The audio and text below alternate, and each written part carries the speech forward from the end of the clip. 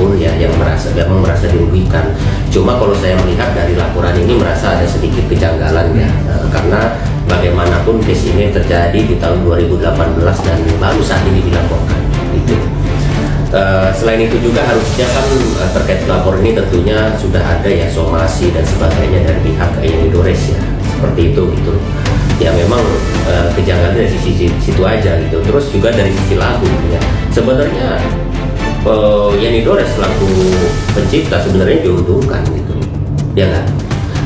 Diuntungkan dengan di covernya lagu itu oleh Lesti Kejora ya. Jadi lagu itu jadi terkenal dan sebagainya ya. Terkait itu hak cipta dan sebagainya ya, ditanggapin dong oleh Lesti melalui pengacaranya.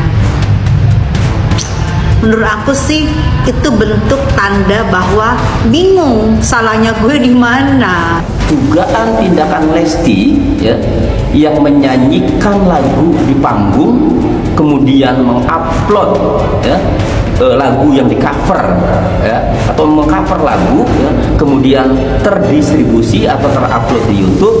Nah, dihubungkan dengan pasal 113 ayat 1 ya, di mana tindak pidananya adalah pelanggaran hak ekonomi dalam hal penyewaan ciptaan, ini tidak masuk. Gue itu cuman menghibur, gue itu cuman bernyanyi ya, gue itu bernyanyi. IO, event organizer atau pengacara atau penyelenggara yang memintakan gue dan membawa lagu itu. Terus kalau mau ketemu gue, kenapa harus ketemu gue? Ketemu dong IO penyelenggara. Rame nih ya, soal konflik antara pencipta dan penyanyi. Yang pasti pencipta butuh penyanyi, butuh musisi butuh lagu, saling membutuhkan sebetulnya ya. Setiap orang dapat melakukan penggunaan secara komersial ciptaan dalam suatu pertunjukan tanpa meminta izin terlebih dahulu kepada pencipta. Kalau memang itu dimasalahkan, gitu kali ya Lesti mikir ya. Kalau mau ketemu Lesti, ya boleh-boleh aja, tapi nggak usah bawa-bawa surat-surat somasi. Bingung lah tuh orang, kenapa bawa surat somasi? Penyanyi itu penghibur, tidak ada sangkut pautnya dengan royalti ya. Tapi kalau misalnya penyanyi mau memberi, itu namanya bukan karena royalti sudah diatur di LMK. Kalian kan juga nerima kalau penyanyi manggung dari penyelenggara kan menerima 2% loh. Mungkin dikit dong Lesti. Pokoknya doa terbaik buat adik saya, penyanyi dangdut terbaik, penyanyi wanita bersuara luar biasa, masya Allah. Pokoknya insya Allah nanti ada derajat yang lebih tinggi buat Dede Lesti. Semangat, sehat selalu, berkah. Mungkin terakhir aku no komen karena kan itu urusan kita sama-sama semuanya. Pokoknya yang penting support ke baik. Saya support ke PDD, support ke semua penyanyi dan juga respect kepada seluruh pencipta lagu. Sukses pokoknya buat Dede, semangat terus, berkarya terus. Jangan diminta lagi dari penyanyinya double bos. Ya, maksudnya apa minta lagi dari penyanyinya? Ya boleh-boleh aja minta, tapi jangan berkedok royalti dong. Ini bagaimana sih? Banyak-banyak oknum sekarang yang bikin kacau balau dunia perhiburan. Jadi gemes. Udah buat Lesti tenang aja, gak usah digemesin, cuekin aja. Gemes banget ya sama Lesti. Iya begitu sih, dia udah kayak roket, bener kayak roket seperti lu bilang ya. Jadi kalau roket susah lu ngejarnya ya, kecuali kalau roket itu mau mengejar lu atau mau bertemu sama lu, ya lu tunggu aja roket itu kembali. Susah amat sih.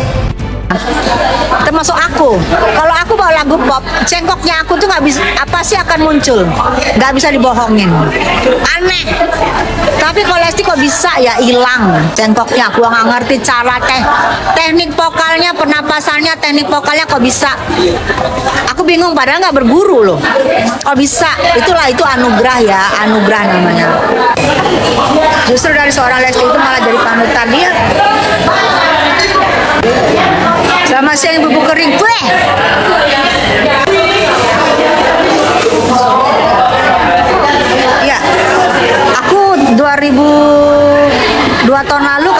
lihat di YouTubers SG Entertainment sama Rasis, aku menyatakan diri waktu itu. Waktu aku melihat dia menampilan Nike Ardila dan dia bener banget pantas, aku langsung bilang aku terlesti-lesti. Itu istilah aku buat aku saking sukanya sama dia. Itu kalian lihat bisa di SG Entertain sama Rasis itu 2 tahun lalu. Aku menyatakan aku terlesti-lesti. Aku aja nyanyi ikutan panutan lidah.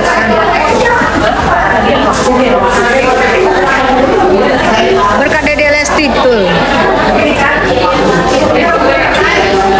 Iya Gita. Aku lagi arisan. Udah sehat selalu ya.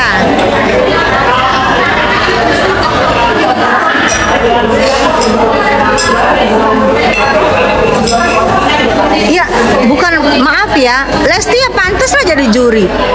Emang dia pinter teknik vokalnya, emang vokalnya dia nggak ada tandingannya. Emang pantas lah. Dan bilang nggak pantas siapa? Pantas. Nggak ada tandingannya vokalnya udah. Gue bilang tidak ada tandingannya vokalannya, udah. Sampai sekarang pun belum terjawab kenapa harus Lesti. Yang diincar, kenapa harus Lesti? Yang dicari, kenapa harus Lesti? Yang difitnah, kenapa harus Lesti? Yang dipidanakan, diancam dipidanakan, kenapa harus Lesti?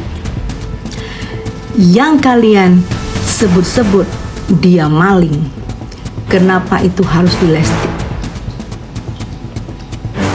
Lesti, Lesti, Lesti.